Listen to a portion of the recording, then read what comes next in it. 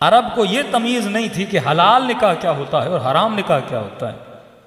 وہ عرب جو اپنی جاہلیت میں اپنی سوتیلی ماؤں سے نکاح کیا کرتے تھے، کہ کس نے تجھے بتایا کہ حلال رشتہ اور حرام رشتے کی تمیز کیا ہوتی ہے؟ مہینوں مہینوں گزر جاتے تھے، صفائی کا تصور عرب میں پایا نہیں جاتا تھا۔ یعنی تاریخ عرب پہ اور عرب جاہلی پہ اگر مجلسیں پڑھی جائیں تو بڑی معلومات لوگوں کے وجود میں آ سکتی ہے کہ مہینوں مہینوں گزر جائیں عرب نہاتا نہیں تھا۔ یہ تصور کہ شیعہ مثلاً پاؤں کا مسح کرتے ہیں اور ہمارے دوسرے برادران پاؤں کو دھوتے ہیں، اس کا بھی ایک مضبوط ریلیشن ہے عرب کی تاریخ سے۔ قرآن بھی کہتا ہے کہ اپنے سر کو مسح کرو اور پاؤں کو مسح کرو، تو ایک سوال پیدا ہوتا ہے یہ لوگ دھوتے کیوں ہیں؟ ایک فقہی مسئلہ بھی ہے، لیکن اس کا ایک عنصر تاریخ سے بھی ملتا ہے کہ وہ عرب جو مہینوں مہینوں نہاتا نہیں، نبی نے صرف پاکیزگی کا درس نہیں دیا، یعنی جو مہینے میں نہ نہائے، رسول اکرم نے انہیں دن میں 5 مرتبہ وضو کا پابند بنا دیا۔ کبھی غسل جمعہ، کبھی غسل استغفار، کبھی غسل حاجت، کبھی غسل نجات، کبھی واجب غسل، اتنے غسل واجب کر دیے کہ ان کو عادت ہو جائے اپنے وجود میں پانی ڈالنے کی اور خود کو پاک کرنے کی۔ اب رہی بات پاؤں دھونے کی، جب یہ مسجد میں آتے تھے تو ظاہر ہے آج کی طرح شوز اور اس طرح کی فیسلٹیز تو نہیں تھی، تو بڑا مشکل تھا، یہ بار بار اپنے جوتے اتارتے۔ تو ایک تو کہا جب نماز پڑھو تو جوتے اتار کے آؤ، سوائے اس کے کہ بندہ حالت جنگ میں ہو۔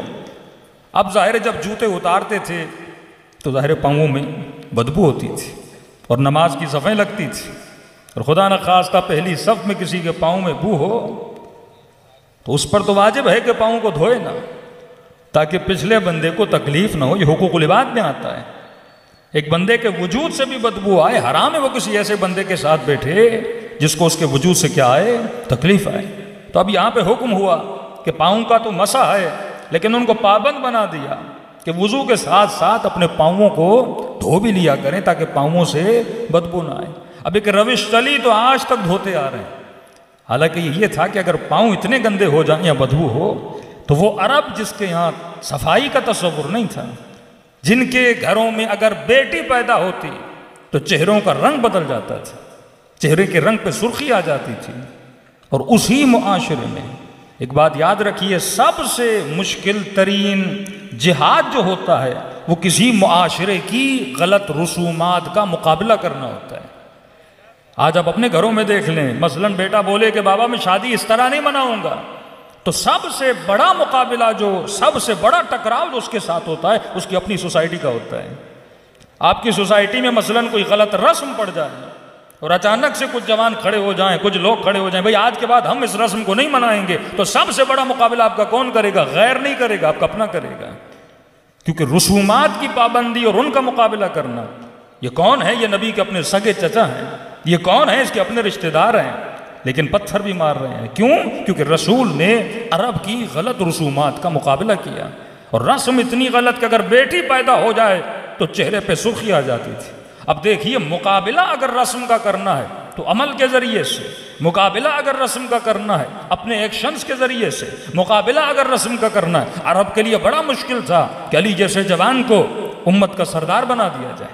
وہ عرب جو شیخوخیت کا قائل ہے، وہ عرب جو بوڑھوں کو قبیلوں کا سردار بناتا، جو عشیرے کی بنیاد پہ بنا ہوا ہے۔ اب دیکھیے، ایک معاشرہ جس معاشرے میں عورت کی کوئی عزت نہیں، عورت کا کوئی وقار نہیں، بیٹیوں کی کوئی عزت نہیں، اسی معاشرے میں رسول اپنی بیٹی کے احترام میں کھڑے ہو جاتے تھے۔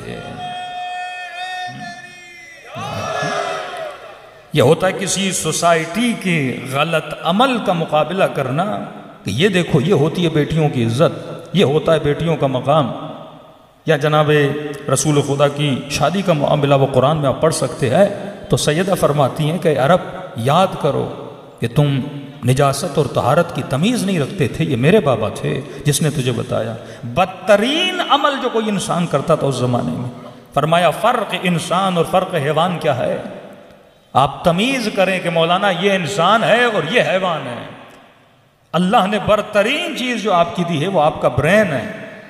عقل کی وجہ سے انسان کہلاتا ہے، زبان کی وجہ سے نہیں، کانوں کی وجہ سے نہیں، ہاتھوں کی وجہ سے نہیں، یہ ساری چیزیں اللہ نے حیوان کو دی ہیں، بلکہ آپ سے اعلیٰ تر دی ہیں۔ وہ کون سی چیز ہے جس چیز کی وجہ سے انسان کہلاتا ہے؟ وہ انسان کا برین ہے۔ تبھی فرمایا ہر چیز ہر کسی کے سامنے جھک سکتی ہے، لیکن اپنا ماتھا خدا کے علاوہ کسی کی دربار میں جھکا نہیں سکتے۔ نبی نے ان کے سروں کو بتوں کی دربار سے اٹھا کر وحدہ لا شریک کی دربار میں جھکانا سکھایا۔ یہ سب سے بڑا کریم تھا، اور قرآن کہتا ہے ہل جزاء الاحسان الا الاحسان ان شکرتم لازیدنکم وان کفرتم وان عذابی لشدید۔ اگر شکریہ کرو گے تو بڑھا بڑھا کر دوں گا، اگر کفران نعمت کرو گے تو اللہ کا عذاب بڑا شدید ہے۔ تو آج سجدے کر رہے ہیں، احسان مصطفیٰ کا۔ آج عبادت کر رہے ہیں، احسان مصطفیٰ کا۔ آج رکوع کر رہے ہیں، احسان مصطفیٰ کا۔ آج تمہارے گھروں میں تمہاری بیٹیوں کے سروں پر چادریں ہیں، احسان مصطفیٰ کا۔ آج اگر تو باغیرت ہے، احسان مصطفیٰ کا۔ آج اگر تو باعفت ہے، احسان مصطفیٰ کا۔ آج اگر حلال و حرام کی تمیز ہے، یہ احسان مصطفیٰ کا ہے۔ اب اس احسان کو چکانا ہے تو چکانے کے لیے ایک چیز ڈیمانڈ کر دی گئی ہے، فرمایا اگر ان سجدوں کے احسان کو چکانا چاہتے ہو تو میری آل سے مودت کرتے ہوئے نظر آنا۔